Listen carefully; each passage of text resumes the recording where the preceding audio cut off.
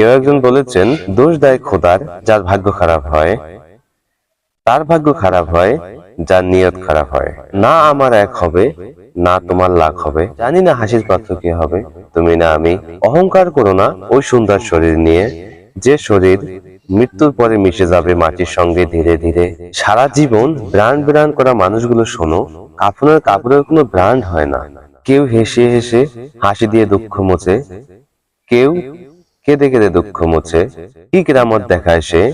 জীবন্ত মানুষ পানিতে ডুবে যায় আর মৃত মানুষ পানিতে ভেসে বেড়ায়। মৃত্যু সম্পর্কে জানি না, শুনেছি মৃত্যু নাকি খুব সুন্দর হয়। যে মৃত্যুকে আলিঙ্গন করে সে ফিরে এসে বলতে পারে না তার মৃত্যুর স্বাদটা কেমন হয়। কি হলো দুনিয়ায়, জিন্দা মানুষকে দাফন করা হয় আর মৃত্যু মানুষকে কবর থেকে তোলা হয়। জানি না জীবনে কোনটি শেষ কথা হবে, কোনটি শেষ রাত হবে। জীবনে সবার সাথে মিলেমিশে থাকো, জানি না কোন দিন তোমার জীবন প্রদীপ রবে না কো। মৃত্যুর পরে আপনি আমি সকলেই মাটির সাথে মিশে যাব, আমাদের কোনো চিহ্নও থাকবে না। তো দুনিয়ায় বেঁচে থাকাকালীন এমন কিছু কাজ করুন যে কাজগুলো আপনাকে সারা জীবন মানুষের মনে স্মরণ রাখতে বাধ্য করবে। এমন কিছু কাজ করুন যে কাজের মাধ্যমে মানুষ আপনাকে শ্রদ্ধা ভরে স্মরণ রাখবে। একদিন নয়, 2 দিন নয়, সারা জীবন যতদিন পৃথিবী থাকবে ততদিন আপনাকে মনে রাখবে। একজন পুরুষ যখন আয় করে তখন সে তার পরিবারের চিন্তা করে, মা বাবা ভাই বোন আত্মীয় স্বজন সবাইকে নিয়ে চিন্তা করে। পরক্ষণে যখন কোনো একজন নারী আয় করে, সংসারে সে আয়মূলক কাজ করে, তখন তার চিন্তা থাকে তার গহনা, তার বাসা, তার একটা বাড়ি, তার জায়গা হবে, জমি হবে, সবসময় সেই চিন্তা থাকে। মূলত পুরুষের মাথায় থাকে সমস্ত পরিবারের চিন্তা, আর একজন নারীর মাথায় থাকে সে নিজে কিভাবে স্বাবলম্বী হবে। একটা মধ্যবিত্ত ফ্যামিলির ছেলে যখন সারা দিন কাজ করে বাসায় ফিরে আসে, খুব ক্লান্ত শরীর নিয়ে ঘুমিয়ে পড়ে। পরদিন আবার সেই কাজ। মাস শেষে যে কটা টাকা আসে তার থেকে বাসা ভাড়া, পানির বিল, বিদ্যুৎ বিল, বাজার খরচ সবকিছু বাদ দিয়ে পকেট খরচের জন্য তার কাছে মাত্র 2000 টাকা থাকে। সেই টাকাটা দিয়ে সে কোথায় যাবে, এই করবে, সেই করবে, সবকিছু প্ল্যান মাথায় সাজিয়ে রাখে। কিন্তু পরিবারে যখন কেউ অসুস্থ হয় তখন তার মাথার মধ্যে চিন্তা আসে, এই 2000 টাকায় কি হবে। আর দেখুন, এখন রিক্সা চালক প্রায় আমার সাথে হয়। আমি দেখি যে যখন আমরা হোটেলে নাস্তা করতে যাই সকালে, তখন দেখা যায় যে আমরা কম টাকার মধ্যে, সর্বনিম্ন 30 টাকার মধ্যে আমরা নাস্তা করতে চাই। কিন্তু রিক্সা চালক সে এসে দেখবেন তার ডিম লাগবে নাস্তায়, এবং সে এভাবে বলে পায়ের উপর পা তোলে, আমরা ফার্মের মুরগির ডিম খাই না, হাঁসের ডিম আছে কিনা। দেখুন, একজন মধ্যবিত্ত শিক্ষিত লোক এবং একজন রিক্সা চালকের মধ্যে আয়ের মধ্যে এবং খাবারের মধ্যে পার্থক্যটা কত। আসলে সমাজে মধ্যবিত্তরাই সব থেকে বড় অসহায়। না পারে মুখ ফুটে কথা বলতে, না পারে কাউকে জানাতে, চাপা কান্না তাদের বুকের মধ্যে থাকে। আপনি জেনে অবাক হবেন যে বাবুই পাখির যখন প্রণয়ের সময় হয়, ডিম পাড়ার সময় হয়, তখন পুরুষ পাখি তার জন্য বাসা বনে। বাসা বোনার পর স্ত্রী পাখিটি সে বাসা দেখতে আসে।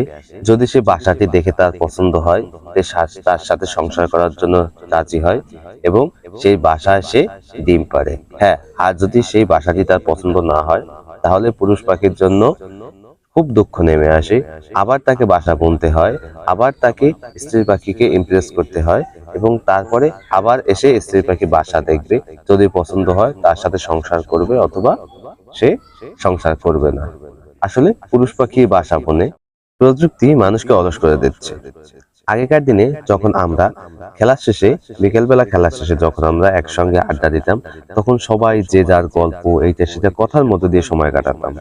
আর এখন খেলাধুলা তো হয় না, সবাই যদি এক জায়গায় বসিও তাও সবাইকে পাওয়া যায় না। যদি বসি হাতে গোনা কয়েকজন, সবার হাতে থাকে মোবাইল, যে যার মোবাইল নিয়ে ব্যস্ত থাকে, যে যার মতো মোবাইলের মধ্যে ডুবে থাকে। সবার হাতে মোবাইল গুলো সে আস্তে আস্তে সোয়াইপ করতে থাকে। এই হচ্ছে আমাদের প্রযুক্তি, এই হচ্ছে আমাদের উন্নতি। আগেই ভালো ছিলাম, যেখানে মানুষের জন্য ভালোবাসা ছিল, সকলের সাথে সকলের প্রীতি ছিল, সম্পর্ক ছিল।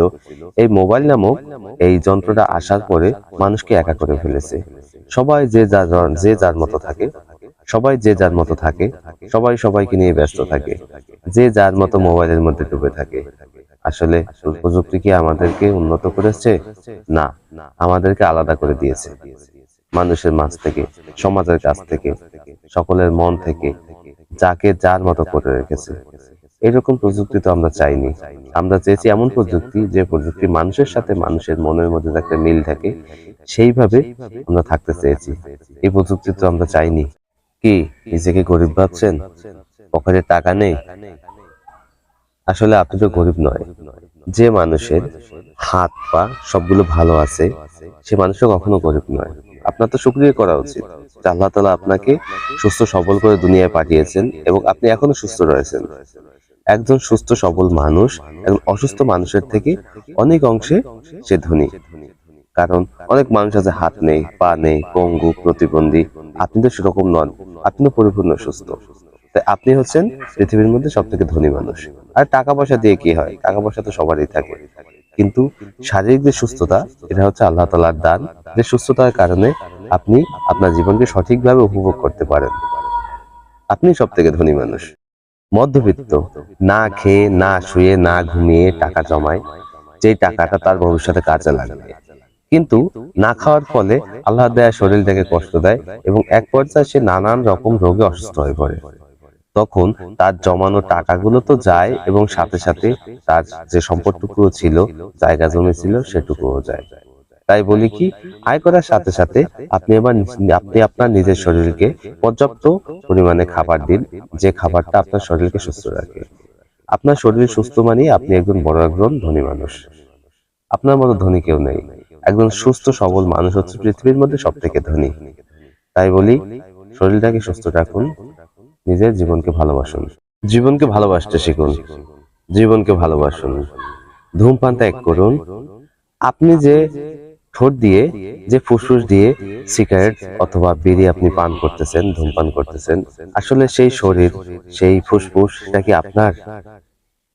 এটা হচ্ছে মহান আল্লাহ তাআলার সৃষ্টি। আপনাকে মহান আল্লাহ তাআলা অধিকার দেয়নি তার সৃষ্টি করা জিনিস, তার সৃষ্টি করা শরীর, সেটাকে নষ্ট করতে। ধূমপান ক্ষতিকারক। ধূমপানের কারণে ক্যান্সার সহ নানা রকম রোগ হয় এবং বাসায় যদি শিশুরা থাকে তাদেরও রোগ হয়।